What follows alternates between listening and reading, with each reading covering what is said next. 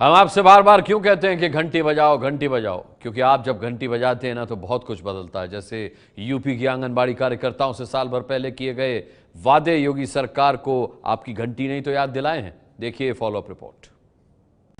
हम खबर को दिखाकर भूल नहीं जाते, हम खबर को कभी बीच में नहीं छोड़ते, अंजाम तक हर खबर का पीछा करता है एबीपी न्यूज।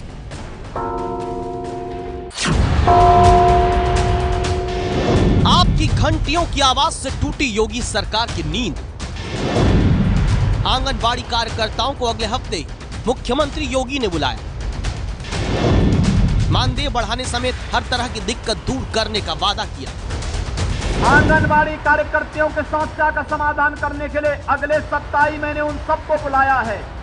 हमारी कमेटी अंतिम स्टेज पे चल रही है, कैसे उनके मानदेय की स्थिति को और सुदृढ़ करने की दिशा में क्या कदम उठाए जाने हैं। सीएम योगी आदित्यनाथ ने ये बड़ा ऐलान शामली जिले में कैराना लोकसभा सीट पर उपचुनाव के प्रचार के दौरान किया।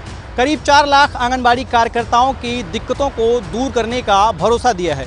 पर कैसे सीएम योगी को अचानक इन आंगनबाड़ी कार्यकर्ताओं के दर्द का एहसास हुआ, ये बताएंगे। लेकिन उससे पहले सीएम योगी का एक और बयान सुनवाते हैं। मैं केवल आपसे कहने के लिए आया हूँ, ये समस्याएं चाहे अधिवक्ता समुदाय की हो या आंगनबाड़ी समुदाय से जुड़े हुए लोगों की, उसका समाधान करने के लिए हमारी सरकार पूरी तरह प्रतिबद्ध है।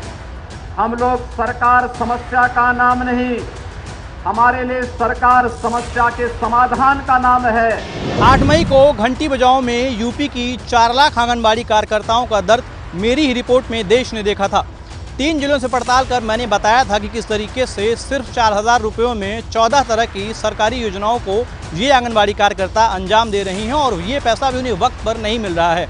चुनाव के वक्त बीजेपी ने न सिर्फ इनका मानदेय बढ़ाने का वादा किया था, बल्कि सरकार में आने पर 120 दिन के अंदर इसे लागू तक करने की बात की थी। पर सत्ता में आते ही ये वादे भुला दिए गए।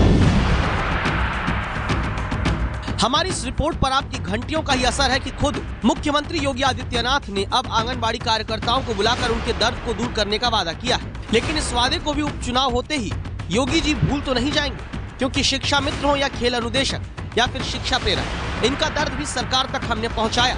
जिसके बाद सरकार ने मदद के वादे तो खूब किए, पर मदद किसी को अब तक मिली नहीं। इसलिए वादों के हकीकत बन जाने तक आप लगातार घंटी बजाते रहिए।